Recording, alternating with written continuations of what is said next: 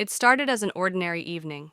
I was home alone, tired after a long day, and my back had been aching for hours.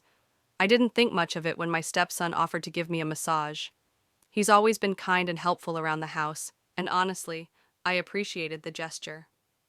We weren't exactly close, but there was always a quiet comfort in his presence, respectful, polite, always keeping his distance. That night felt no different, at first. I laid down on the couch, pulling my hair to the side as he began to gently work his hands across my shoulders. His touch was surprisingly careful, almost professional. I remember thinking how sweet it was that he cared enough to help. The room was quiet except for the soft hum of the fan and the occasional creak of the floorboards. His hands moved slowly, tracing down my back, applying just the right amount of pressure. For a moment, I let myself relax. But then, something changed. His movement slowed, lingered. I could feel his breathing shift. There was a pause, subtle, but not unnoticeable. And then I felt it, something pressing, faint at first, but unmistakable. I froze. My mind raced. Was this really happening? Maybe it was an accident. Maybe I was imagining it. But as the seconds ticked by and his hands kept moving, I knew this wasn't a mistake. There was tension now, in the room, in the air, between us. I didn't know what to say. I didn't even know what to feel. All I knew was that something had just changed between us, something I couldn't take back. And that night wasn't over yet. I didn't turn around. I couldn't.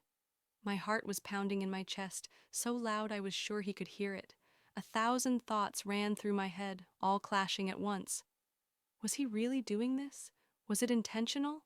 And most of all, why wasn't I stopping him? I kept lying there, still as a statue, trying to make sense of what was happening. He didn't say a word. His hands kept moving across my back, slower now, more deliberate. I could feel the weight of the moment pressing down on both of us. It wasn't just the massage anymore. Something unspoken had crept in between the silence and the touch. A few minutes passed, though it felt much longer. My thoughts drifted to how we ended up here, this strange, uncomfortable moment. When I married his father 2 years ago, things weren't perfect, but I never imagined they'd turn out like this. My husband was often away for work, emotionally distant even when he was home. We had grown apart in ways I never fully admitted to myself. The house felt cold most days, conversations short and mechanical, and somewhere in that silence, my stepson and I had built a quiet, strange connection. He wasn't a child anymore. He was grown, respectful, mature in ways that surprised me sometimes. We'd share small talks in the kitchen, long drives to the store, and sometimes, when his father wasn't around, dinners that felt a little too warm. I never thought too deeply about it. Maybe I didn't want to. Maybe I ignored the signs. But now, here we were. He shifted slightly behind me, and I felt the couch dip with his weight. My breath caught again. He was close. Too close. Still, neither of us spoke.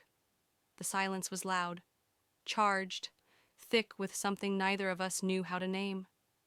I wanted to sit up, to say something, to break the moment before it crossed a line. But I didn't move. A part of me wanted answers. A part of me was afraid of what those answers might mean. And somewhere, buried deep beneath all that confusion, was the question I didn't dare ask myself out loud. Did I want this to stop? Or did I just want to understand why it started? The room stayed still. His hands finally rested at my lower back. We hadn't said a single word, but everything had changed. I stayed there, unmoving, my eyes fixed on the floor as if it could offer some clarity, but it didn't. Nothing made sense. My body was tense, caught between fear and confusion, and something else I wasn't ready to name. His hands had stopped moving, but he hadn't stepped away. The weight of his presence behind me was impossible to ignore.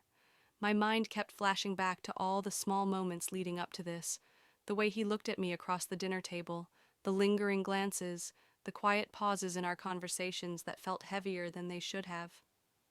I had brushed it off before, told myself I was imagining things, But was I? I remembered the night last week when we stayed up late watching a movie. His father had gone to bed early, and we ended up sharing a blanket on the couch. I thought it was harmless, but at one point I noticed how close we were. Too close. Our arms touched, and neither of us pulled away. There had been a pause then, too, a moment where something almost happened, but didn't. I ignored it, pretended it never crossed my mind. But it had, and maybe it had crossed his too. The truth was, the distance between my husband and me had grown into something I stopped trying to fix a long time ago. We lived in the same house, but it felt like we were in different worlds. The loneliness crept in slowly, and I let it. And now, somehow, that space had been filled, but not in a way I could ever explain or justify. Behind me, I heard him shift again, a breath, a slight movement. I didn't dare look at him, not yet. What would I even say? How could I face him? Or myself? I wondered what he was thinking. Was he scared too? Was he waiting for me to say something? Or was he testing a boundary he already knew he had crossed?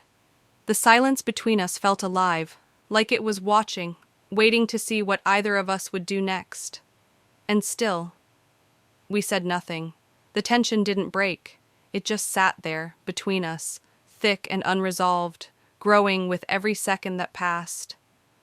I finally sat up, slowly, careful not to make it feel like a reaction. My back still tingled from where his hands had been. The room felt colder now, or maybe it was just me, shaken by the weight of what was hanging in the air. I didn't turn to look at him, but I could feel his eyes on me. My heart was racing, and my throat felt tight, like if I said anything out loud, everything would collapse. I stood up and walked to the kitchen, pretending I needed water. My hands trembled slightly as I reached for a glass, but I hoped he wouldn't notice. I needed space, a second to breathe, but even from across the room, I still felt that tension, the kind that doesn't just disappear. I could hear his footsteps behind me, soft, hesitant. He didn't come too close, but he didn't leave either. "You okay?" he finally asked, his voice low, almost unsure. I didn't turn around. "Yeah, just tired." It was a lie, obviously, but it was the only thing I could manage without opening a door I didn't know how to close. He stood there for a few seconds, maybe waiting for me to say more. I didn't. I couldn't. The air between us was heavy with everything we hadn't said, and still we said nothing. Later that night, I lay in bed staring at the ceiling. My husband was away on a business trip, and the house was too quiet. Every sound felt louder than usual, the wind against the windows, the faint ticking of the clock in the hallway. But all I could hear was my own thoughts, circling the same moment over and over. I should have stopped him the second I felt something was off. I should have said something, anything. But I didn't. And the truth was, I didn't know why. Maybe I was confused. Maybe I wanted to believe it was just an awkward moment that we could forget. Or maybe I was afraid of what admitting the truth might reveal. About him, about me, about everything. The next morning was worse. We crossed paths in the hallway, and for a second, our eyes met. His expression wasn't guilt. It wasn't shame. It was something else. Unreadable. Like he was waiting for me to tell him what this meant. But how could I, when I didn't even know myself? Later that day, I found myself avoiding him, making excuses to stay in my room or step out of the house. I needed to think.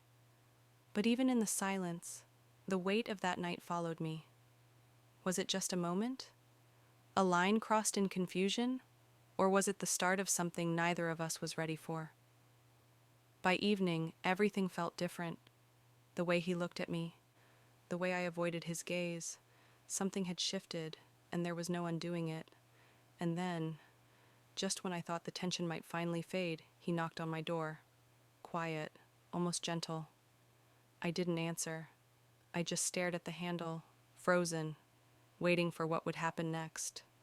The knock came again, softer this time, like he didn't want to wake the house, even though it was just the two of us. I stayed perfectly still, my eyes locked on the door, as if looking at it long enough would make it disappear.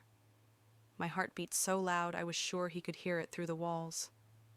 Then I heard his voice, just above a whisper. "Can we talk?" My breath caught. I didn't move, didn't speak. After a long pause, I heard his footsteps retreating, fading down the hallway. Still, I stayed frozen. I knew if I opened that door, I wouldn't be able to take it back. Whatever came next would change everything.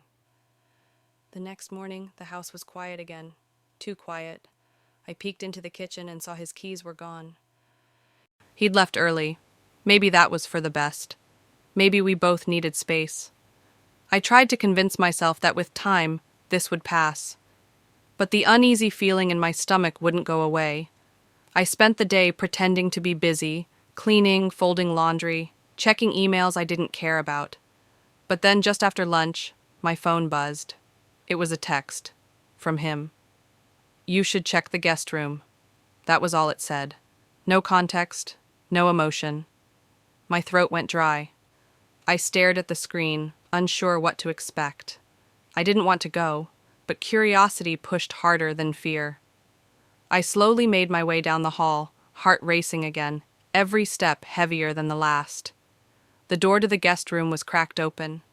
I pushed it gently and stepped inside. On the bed there was a small envelope. I picked it up with shaky hands, opened it carefully, and found something I never expected. Photos. Not of us, not of that night, but of me. Random moments, in the kitchen, on the porch, even one where I was asleep on the couch. My breath stopped. Each photo had a date scribbled on the back, some of them weeks old, one from just 2 days ago. I staggered back, my mind spinning. This wasn't just a line that had been crossed in a moment of confusion. This was planned, thought out, controlled. It wasn't an accident. It was something deeper, darker. I didn't know what scared me more, the photos themselves, or the realization that I had no idea who he really was. The boy I thought I understood, the one who helped around the house, who offered to massage my back. He wasn't just acting on impulse. He had been watching. The tension I felt that night hadn't started on the couch. It started long before that. And just when I thought it couldn't get worse, my phone buzzed again. "Don't be scared, I just needed you to see what I couldn't say." The walls seemed to close in around me. I clutched the envelope, my hands cold. I had no idea what he wanted now, but I knew one thing for sure. This wasn't over. I didn't sleep that night. The envelope stayed on the nightstand, untouched after I'd gone through it once, then twice, then again. Each time it made less sense, yet felt more real. This wasn't just about that one night anymore. This was about something that had been growing in the shadows of this house for longer than I wanted to admit. By morning, I knew I couldn't stay silent. I had to confront him. Not just for what he'd done, but for whatever he thought this was becoming. When he came home around noon, I was already waiting in the living room. The photos were spread across the table. I didn't need to say anything. The moment he saw them, his face changed, not with fear, but with something even more unsettling. Calm. "You were never supposed to find those like this," he said quietly, walking in slowly, his hands in his pockets. My voice cracked. "What is this, really? Why?" He sat across from me, eyes steady. "Because I needed you to know.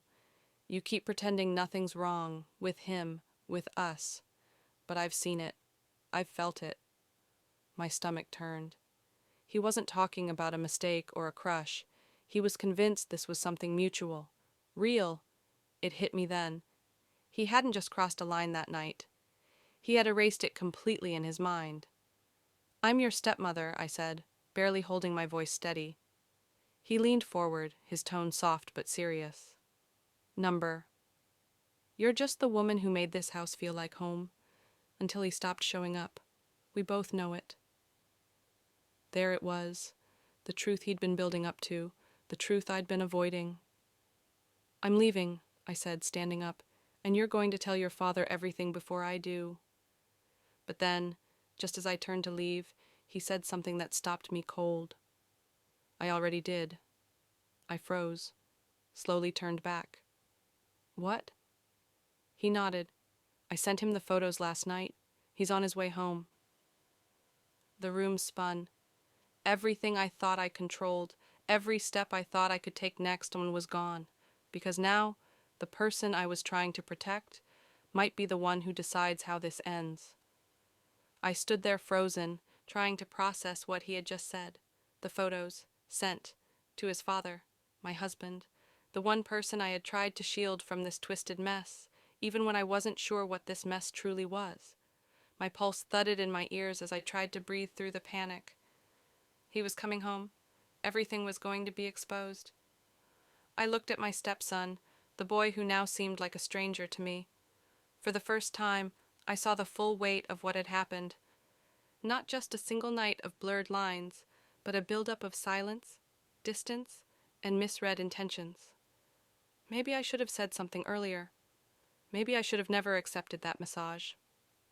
But regrets were useless now. The door opened later that evening. My husband walked in with a look I hadn't seen in years. Not anger, not confusion, just disappointment. Deep and quiet. He didn't yell. He didn't ask why. He just looked at me, then at his son, and said, "We're going to talk. All of us."